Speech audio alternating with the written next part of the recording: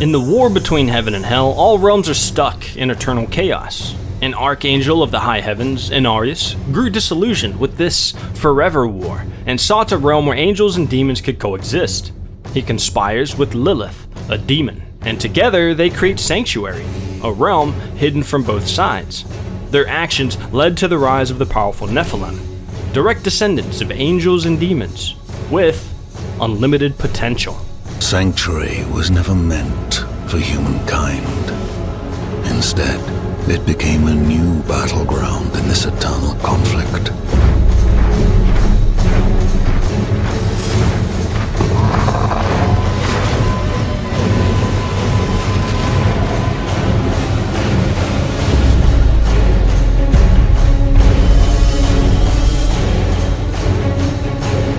Over the years, Lilith's madness and thirst for power grew, while Inarius remained in the shadows, observing her movements. When Lilith began to plot her way to open hell, Inarius led an army of the Knights Penitent against her, leaving destruction in his wake.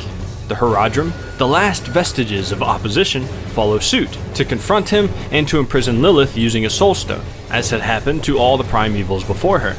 The battle eventually brought them to hell, where Inarius faced Lilith in a desperate attempt to reclaim his position in the high heavens. Their confrontation was fierce, but Inarius was overcome by despair when he realized the angels could never forgive him for forsaking Sanctuary. In a final act of desperation, he charged at Lilith, only to be brutally defeated and ultimately obliterated. With Inarius gone, Lilith's demons resurged, and the Knights Penitent suffered a devastating loss, plunging the Cathedral of Light into chaos. In the wake of Inarius' demise, Lilith continued her sinister plans, leaving behind his glowing melted remains. Inarius' story serves as a cautionary tale of the dangers of seeking a middle ground amidst eternal conflict. His pursuit of coexistence led to a catastrophic downfall, leaving behind a legacy of chaos. The impact of his choices reverberates as a reminder of the fragile balance between light and dark that must be upheld to safeguard existence itself. In the end, the world was left shattered, haunted by the consequences of Inarius and Lilith's actions. Lilith later faces her demise at the hands of the Horadrim, but struggle for balance between heaven and hell continue, and the fate of Sanctuary hangs in the balance. But that's the end of the story. To derive any meaning from their journey, we have to know what they did to earn it. And it begins with her. Lilith is a powerful demon, the daughter of Mephisto, one of the three prime evils. She possesses a mastery of dark magic and an adeptness at commanding demonic forces. But perhaps her most cunning skill is that of seduction and manipulation, using her powers of charm and deception to achieve her goals. Break the chains and discover who you were meant to be. Enter Inarius. Inarius played a pivotal role in the creation of Sanctuary, the mortal realm. Serving alongside other angelic beings, he grew disillusioned with the eternal conflict between heaven and hell. He began desiring a realm free from the influence of both forces, so he sought a balance between the two. To achieve his vision, Inarius conspired with Lilith to create and keep their new world hidden away from both heaven and hell. Here they encouraged the intermingling of angels and demons, giving rise to a new race, called the Nephilim. These beings possessed immense potential, surpassing both in power. Once thought a gift, instead frequently making them the central focus. Their immense strength drove much of the conflict, as both sides attempted to acquire it for themselves. But Inarius and Lilith's actions were seen as a betrayal by both factions. The high heavens condemned Inarius as a traitor, and the burning hells considered Lilith a renegade. As time passed, Lilith's ambitions grew darker and more extreme, which clashed with Inarius' more moderate intentions of coexistence. She began to view herself as the sole savior of the Nephilim, and sought to reshape the world in her own image. In my shadow, the strong will oppose the might of hell itself. Inarius' decisions to turn on Lilith was driven by his realization that her path could lead to catastrophic consequences. He ultimately decided that her influence needed to be curtailed to prevent the unraveling of his sanctuary from eternal conflict. This new dissension between them led to their falling out, and culminated in Inarius' entrapment of Lilith into the void. Eventually, he would face his own capture and trial, with the Council of the High Heavens finding Inarius guilty of his crimes, and sentenced him to eternal imprisonment.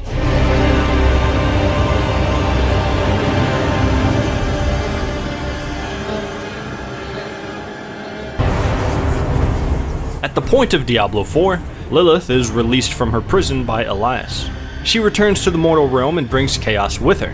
Her motives remain the same: reunite with her offspring, reshape the world, and overthrow the reign of both heaven and hell to become the sole ruler of Sanctuary.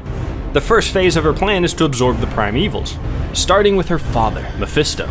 Still weak and reforming following the release from the Black Soulstone of preceding events, he'll be an easy target. By gaining enough power to subjugate hell to her cause, Lilith would then be able to prevent the prime evils from ever reforming. She also works to create chaos on Sanctuary in an attempt to force the death of the weak and overall strengthen humanity. Unleashing the Nephilim would give her the greatest force in the cosmos, the army she needs to conquer the heavens. With both heaven and hell gone, she would stand atop creation as its goddess. It just so happens that someone's constantly interfering with her plans. You. The Horadrim are an ancient and revered order of powerful individuals dedicated to combating the forces of evil. More specifically, the prime evils: Diablo, Mephisto, and Baal. They were initially founded by the Archangel Tyrael, an immortal named Jared Cain. You might remember his ancestor, Deckard Cain. The order was formed as a response to the demonic threat that these powerful entities posed to the realm. So while the figureheads they fought against have changed over time, their goals have not: to defend against the evils unleashed upon the world of Sanctuary. It's through our personal struggles that we learn of the reason of which we fight against our creators. I'm sorry, darling.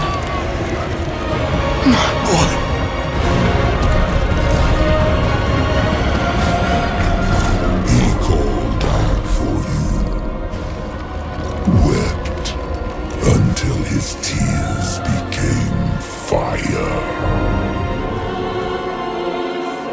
For some, it's survival. It's revenge, honor, worship, love. But for all, it's balance. They made us in their image. Their conflict is a part of us.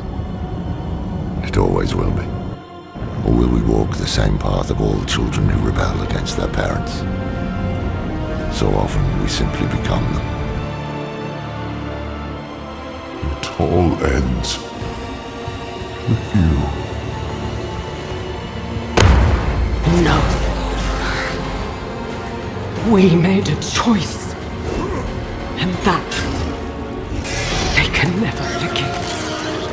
No matter what you tell yourself, or who you sacrifice. Silence. I made it right. To satisfy the heavens. They do not want you.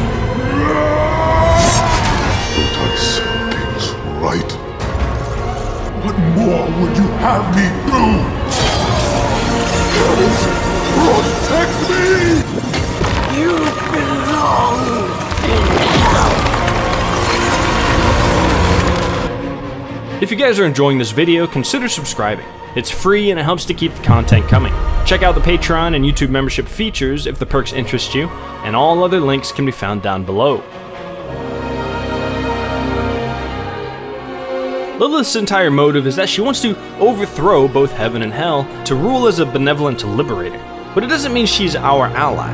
As a daughter of hell, her motivations stem from hatred. So even though she grants her children a choice to join her voluntarily, rather than outright kill her opposition, she still has no problem torturing or committing atrocities to further her plans, even those who refuse to willingly do as she asked, meaning everyone and everything are little more than just tools to further her goals. Resist! Resist her temptation! She might have never even loved Inarius, seeing as how she used him for her own gain. Lilith captured him, intrigued by his reaction to her touch, as it seemed to revive his spirits. She realized she could exploit and manipulate his desires, convincing him that they could be together if they liberated the World Stone and created a new world, free from the influence of the warring factions. Inarius was smitten with her, believed that escape from the eternal conflict was enough.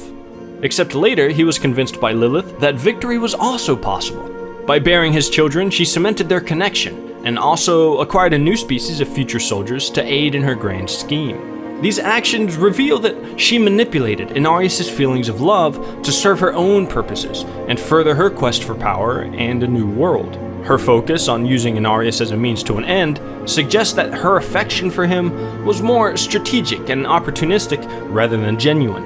And her story is important because it signifies an upsetting of the status quo via continued pushes in the darkest direction. Darkness corrupting the light. No matter what, one side will always move against the other. It's in their nature. But despite Lilith's and Inarius' vicious attempts to tip the scales in their favor, there's always been a covert operative weighing in from the shadows to keep the balance. Their son. Rathma, born to the first generation of Nephilim, partnered with the enigmatic Trag'Oul to secretly thwart his parents' ambitions, upholding the balance between order and chaos. Trag'Oul is a spiritual figure that exists in the ephemeral. Considered the guardian of sanctuary, it represents the elements of creation, therefore is tied to its survival, meaning its intent to keep both heaven and hell at bay. This entity doesn't play too much of a direct role, but it does serve as the basis of Rathma's wisdom and future beliefs. From this entity, Rathma divined his purpose: to prevent his parents' domination and establish a world impervious to either side's control. In doing so, Rathma established a church to perpetuate teachings, securing the ongoing protection of balance, even as the world forgets the tumultuous events that nearly brought it to ruin. The teachings in question, inspired by Trag'Oul, embracing the darkness would subject the world to hell's rule and burn itself up, while yielding to the light would bring about stagnation and a fading conscience for humanity. Succumbing to both light and darkness presents equally dreadful destinies for humanity. If Trag'Oul is the fulcrum, Rathma is the invisible hand preserving the equilibrium between the forces of light and dark, to prevent the destruction of all things. The potential dangers of one side gaining too much control seemingly always leads to catastrophic outcomes for the world, so it's only natural that his death is a tipping point. Inarius needlessly slaughtering him creates loss of balance and a stoking of the fires of hell. Stolen. The great ironies of our enflamed lovers is that they're both megalomaniacal narcissists. They claim to be against the eternal conflict while being an extension of it. Their conflict destroys the things they claim to want to protect. Neither Lilith nor Inarius has done a single thing without ulterior motives, or with the goal of pressing people into their service. Even Elias summoned Lilith because he believes she is our only path to salvation. How could she not be? She's the mother of sanctuary. She's sided with humanity in the past, but this logic is flawed. To Lilith, humanity and the world are her possessions, her dominion, and they always will be. Whereas Inarius gives almost no regard outside of what they can do to help him get back into heaven. But while they represent the extremes of each side, their creation, sanctuary, is the balance between the two. The Nephilim, with their combined traits, are the prime neutrals. The conflict between heaven and hell rages on, but it's not our fight to end. It's ours to endure. If there's anything to learn from Sanctuary and the destruction of all the realms before, it's that neither good nor evil will claim victory. They can't. It's an impossibility. They can only struggle to gain slight advantages over each other. Because to conquer the other means the destruction of all things. To achieve victory is to achieve defeat. The Rathma priests knew it all along. There is no right and wrong, just simple obedience in service to balance.